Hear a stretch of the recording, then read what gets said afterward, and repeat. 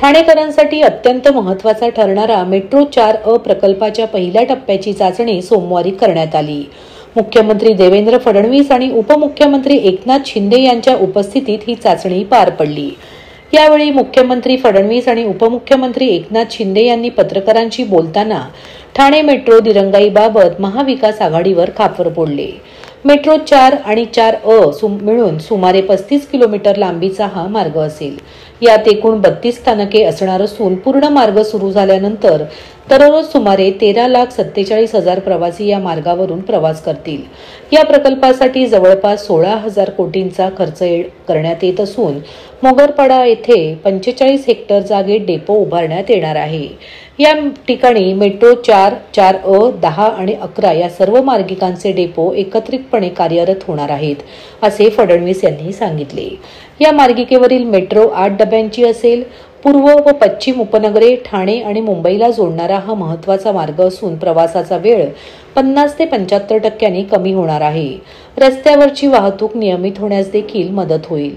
पुढील वर्षापर्यंत जास्तीत जास्त टप्पे पूर्ण होतील। काही काम मात्र 2027 पर्यंत सुरू राहील, असे आश्वासन फडणवीस यांनी दिले। मोगरपाडा डेपोकरिता जमीन उपलब्ध करून देण्यात उपमुख्यमंत्री शिंदे यांनी केलेल्या प्रयत्नांचे फडणवीस यांनी विशेष कौतुक केले। आमदार प्रताप सरनाईक यांच्या पाठपुराव्याचाही त्यांनी उल्लेख केला। मला या मेट्रोकरिता आंदोलन करावे लागले होते। पुणे पिंपरी चिंचवड येथे मेट्रो जाहीर झाली, पण ठाण्याला नाकारली गेली होती। मात्र देवेंद्र फडणवीस मुख्यमंत्री झाल्यावर ठाण्याला मेट्रो मिळाली। महाविकास आघाडी सरकारने या प्रकल्पाला ब्रेक लावल्याने ठाणेकरांना मेट्रो उशिरा मिळाली आणि प्रकल्पाचा खर्चही वाढला। मी मुख्यमंत्री झाल्यावर या कामाला वेग दिला आणि आज देवेंद्र फडणवीस यांच्या हस्ते या मार्गाचे ट्रायल रन सुरू झाले, असे उपमुख्यमंत्री एकनाथ शिंदे म्हणाले। म्हणजे वडाळा, घाटकोपर, मुलुंड, कासरवडवली, गायमुख या अतिशय महत्त्वाच्या मार्गाचं पहिल्या टप्प्याचं टेस्टिंग या ठिकाणी आम्ही करतो आहोत। ठाणेकरांकरता हा मार्ग अतिशय महत्त्वाचा असणार आहे।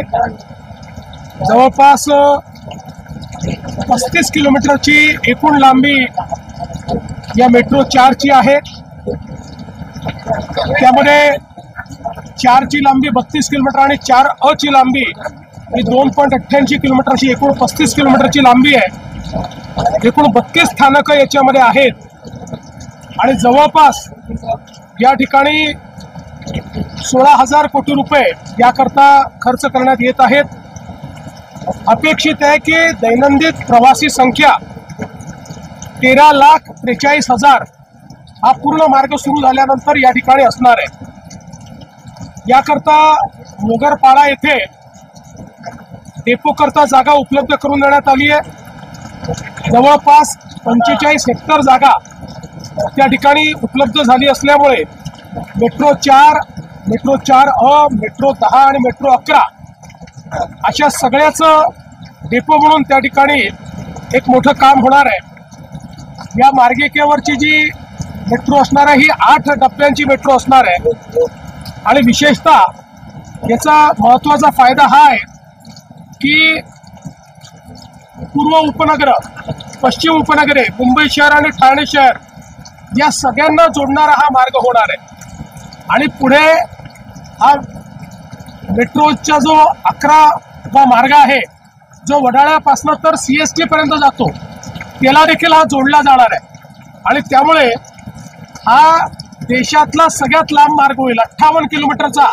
हा मार्ग होईल की ज्याच्यामध्ये जवळपास 21 लाख लोक रोज हे प्रवास करू शकतील आणि प्रवासाचा वेळ या मेट्रो मार्गामुळे 50 ते 75% या ठिकाणी कमी होणार आहे आणि विशेषतः एलिव्हेटेड मार्ग असल्यामुळे रस्त्यावरची जी वाहतूक आहे ती देखील याच्यामुळे मोठ्या प्रमाणात नियमित होणार आहे। मला अतिशय आनंद आहे की हा एक महत्त्वाचा टप्पा आज या ठिकाणी करतो आणि टप्प्याटप्प्यानं पुढच्या वर्षाच्या शेवटापर्यंत याचे सगळे टप्पे हे प्रवाशांकरता खुले झाले पाहिजेत अशा प्रकारचा आमचा प्रयत्न आहे। मी विशेषतः राज्याचे उपमुख्यमंत्री श्री एकनाथ शिंदेजी यांचं अभिनंदन करेन की हा टप्पा होण्याकरता त्यांनी विशेष प्रयत्न केले आणि सगळ्यात महत्त्वाचं जे आपल्याला मोगरपाड्याला डेपोची आवश्यकता होती त्याकरता त्यांनी स्वतः लक्ष घालून अनेक अडचणी या डेपोच्या लँडमध्ये होत्या, पण त्या अडचणी दूर केल्या आणि ती लँड, ती जमीन डेपोकरता मिळवून दिली. आमदार सरनाईक यांनी देखील या डेपोमध्ये विशेष प्रयत्न केलेले आहेत.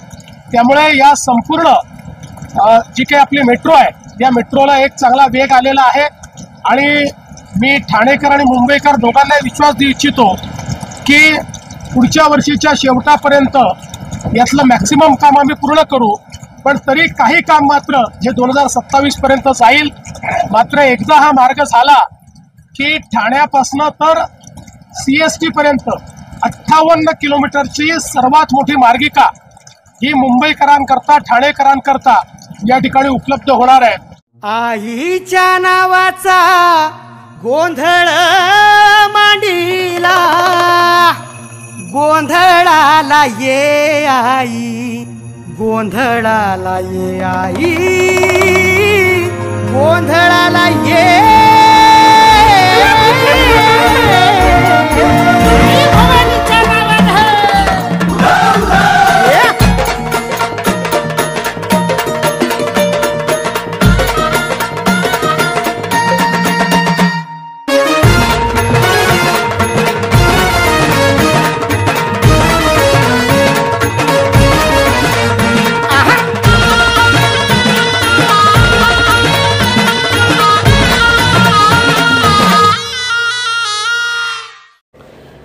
जरीमारी पोलीस वसाहतीमधील ए इमारतीचे नूतनीकरण नुकतेच करण्यात आले.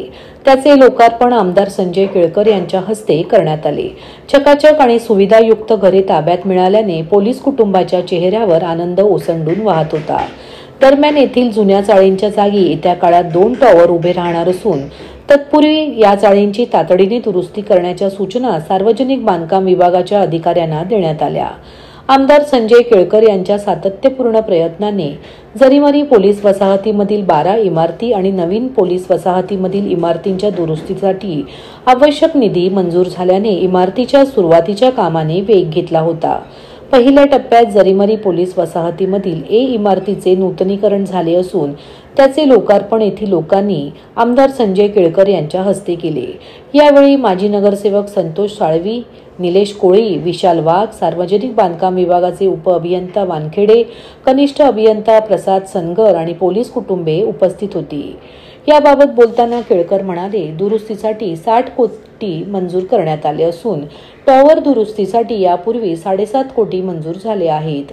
आता नूतनीकरण झालेल्या इमारतींमध्ये कुटुंबांना 2 बेडरूम, हॉल व किचन मिळणार आहे. लवकरच इतर इमारतींची दुरुस्ती देखील होणार आहे. पोलीस हे नागरिकांच्या सुरक्षिततेसाठी रात्रंदिवस कर्तव्य बजावत असतात.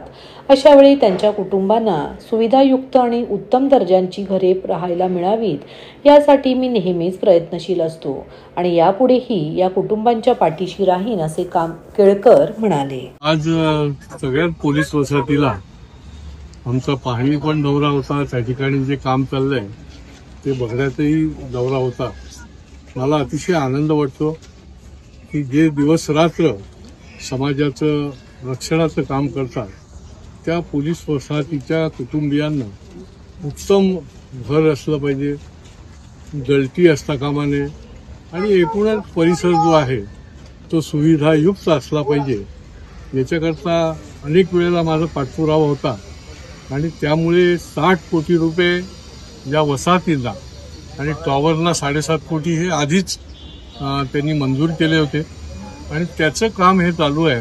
आता ही जी इमारत पाठीमागे दिसते याचंही आता लोकार्पण झालं आहे. त्यांना आता 2 बेडरूम, हॉल, किचन अशा प्रकारचं घर त्यांना प्रत्येकाला मिळणार आहे. या इमारतीचं काम पूर्ण झालेलं आहे आणि अतिशय चांगल्या पद्धतीने हे काम झालं आहे असं लक्षात येते. त्याचबरोबर या सगळ्या बाकीच्याही इमारतींचं पूर्ण दुरुस्ती आतून आणि बाहेरून, त्याच्यानंतर फ्लोरिंग म्हणजे ॲज गुड ॲज त्याचं नूतनीकरणच करण्याचं काम जे आहे ते पुढच्या काळात लवकरात लवकर संपेल. तिथे बैठ्या चाळी आहेत, त्या बैठ्या चाळी जवळजवळ 120 वर्ष जुन्या आहेत. या ठिकाणी ही नवीन इमारती निर्माण करण्याचा नियोजन आहे पण तोपर्यंत इथली दुरुस्तीची देखील गरज आहे आणि त्याच्यामुळे ते देखील तिथल्या आमच्या महिला भगिनींच्याकडनं आम्ही त्यांचे जे जे काही प्रॉब्लेम आहेत तेही ऐकून घेतले आणि टॉवर जे आहेत या टॉवरच्या देखील बाहेरच्या बाजूने दुरुस्तीची गरज आहे आणि त्याच्यामुळे ही सगळी वसाहत आणि पोलीस कुटुंब सुविधायुक्त अशी राहिली पाहिजे. तिथे पाणी असलं पाहिजे, तिथे योग्य पद्धतीने त्या ठिकाणी चांगल्या सुस्थितीत त्यांचं कुटुंब असलं पाहिजे. हा जो आमचा एक ध्यास आहे तर त्याच्याकरता पुढच्या काळामध्ये देखील अधिकचा निधी आणण्याकरता शासनाकडे मी पाठपुरावा करीन आणि तो निधी देखील या ठिकाणी उपयोगात आणून ही उरलेली कामं जी आहेत ती देखील आम्ही पूर्ण करू.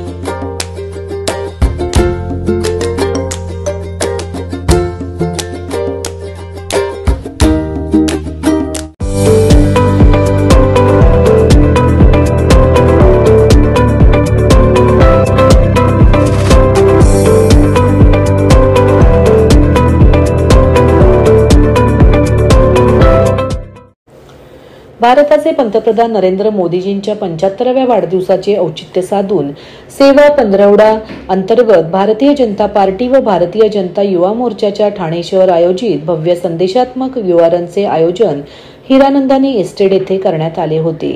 या स्पर्धेत जवळपास 3 ते 4 हजार स्पर्धकांनी सहभाग घेतला होता. या स्पर्धेत सहभागी होण्यासाठी विविध स्पोर्ट्स क्लब, स्थानिक नागरिक, सामाजिक संस्था मोठ्या संख्येने सहभागी झाले होते. या स्पर्धेत पुरुष गटात मनु सिंग हा पहिला आला तर हरी सिंग दुसरा, कोरोन दिवाकर तिसरा, राज दुलोक चौथा, अनुराग चौहान 5वा आला आहे. तसेच या स्पर्धेमध्ये महिलांमध्ये प्रीती वागर पहिली, अंकिता पॉल दुसरी, दिव्यो जाधव तिसरी, सुकन्या बागुल चौथी, ऋतुजा पाठारे 5वी आली आहे. तसेच ज्येष्ठ नागरिकही या स्पर्धेत सहभागी झाले होते. यावेळी भाजपा प्रदेशाध्यक्ष रवींद्र चव्हाण यांची प्रमुख उपस्थिती होती.